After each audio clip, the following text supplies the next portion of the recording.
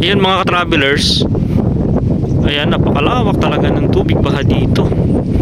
Itong mga bahayan dyan sa looban, mga kanilang kalabaw ay naapawan na rin ng tubig. Itong nilalagyan nila ng kalabaw. At dito mga ka-travelers na portion, yung mga portion dito, mayroong mga bahayan dito na kung saan ay napasok na ng tubig baha. So dyan yung dyan nag-rescue kagabi si Mayor Teng. Yan, ayun may bahay oh.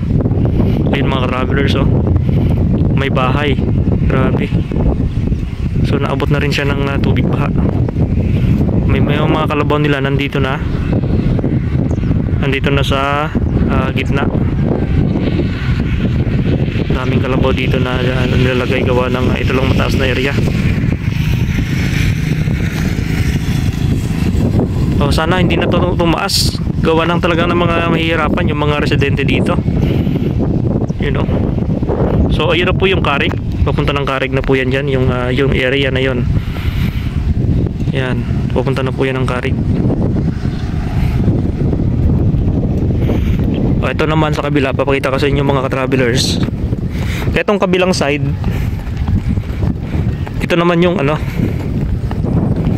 Ito naman yung sa gilid ng Cagayan River. Kumbaga ito yung riverside na ng Cagayan River. Ay napakalalim din mga ka-travelers. Siguro maraming nanghuli ng isda dito ngayon. Gawa ng talagang malalim yung tubig baha mga travelers. Yan, ito naman yung gilid ng riverside. Ayun yung Cagayan River mga ka-travelers. Sa dulo, kung makikita nyo, ayun yung Cagayan River. Yan, napakalawak po ng ilog na yan. Grabe. Kaya pag yan umapaw po yan ay nalulubog na yung ibang bahagi ng Tuguegarao. Yan, ito naman yung ano, ito naman yung dike niya, yung pinaka flood anong tawag dito, may tawag dito may termino yung mga engineer dyan Yung sa atin parang dike, yung side ng daanan. Actually dito napaka malalim po ito mga ka-travelers sa baba. So nakakatakot ngayon pagka inano natin, binabaan natin gawa ng napakataas po niyan. Ayun, may mga naiwan pa pala doon, may mga tao. Ay, may bahay pa doon, oh. May bahay pa doon sa dulo, guys. Ayun, oh. Sana wala na tao diyan dahil mabilis tumaas yung tubig. So lalabas tayo dito kaagad gawa ng tumataas pa yung tubig level sa ponton. Ayun, oh. Hindi yung makarabaw nila na ano na rescue na. Kawawa naman kasi yung mga hayop pag naiwan dito sa gitna ng Kamaisan. Malulunod pagka pinabayaan. So sana mga ka-travelers hindi na tumaas yung tubig dito. Pag-pray natin mga ka-travelers na huwag nang tumaas yung tubig baha. So ayan, doon naman tayo pupunta mga ka-travelers sa dulo. Yung dulo naman doon, end po yun ng ng itong simentado na bypass road. Yun po yung ending niya. Actually, diretso pa yan papuntang Carig. So ayan, tumbukin natin sa dulo para makita natin kung hanggang saan yung tubig baha. And then babalik tayo gawa ng kailangan natin kailangan natin makadaan dyan agad sa lalabasan natin kasi baka tumaas yung tubig. So let's go guys. Eto mga ka-travelers, meron tayong napansin dito na napakalakas ng agos ng tubig. Yan na nagmumula doon sa kabilang side. Doon naman kasi sa Cagayan River yung tubig na tumataas. Ito napakalakas oh. Lakas ng tubig na nagmumula doon sa Cagayan River. Yun oh. So pumapasok sa dito sa mga kabaranggayan. Grabe. Lakas oh. Umiikot yung tubig na pumapasok dito. Yun. Ayun naman yung papunta dun sa Barangay Linaw.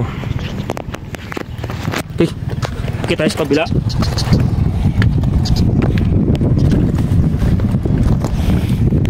So baka tumaas na rin yung tubig pala. Kailangan natin bumalik agad. Yun mga alaga nila oh. Ilalagay na nila sa secure na lugar. Ray, ang lakas ng tubig doon kabila. Lakas. Pumapasok. Uy! Lakas oh. Ha? Oh, dapat takpan oh, may pantakip no? Hindi, tataas pa yung ano. Papasok pa lang yan. Nako. Tataas pa.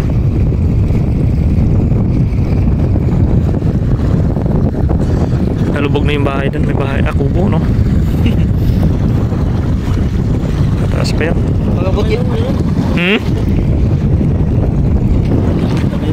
Sabi ng lalaki lang kanina yung andun. Opo.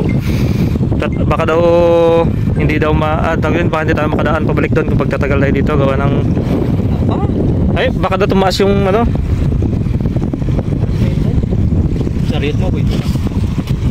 Baka daw tumaas yung tubig. Lakas ng pumapasok ng ano tamburong.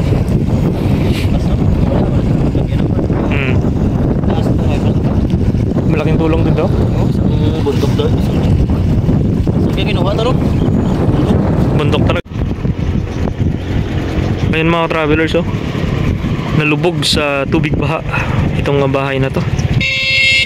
Oh, ganito po kalawak pag bumaha dito sa Linao.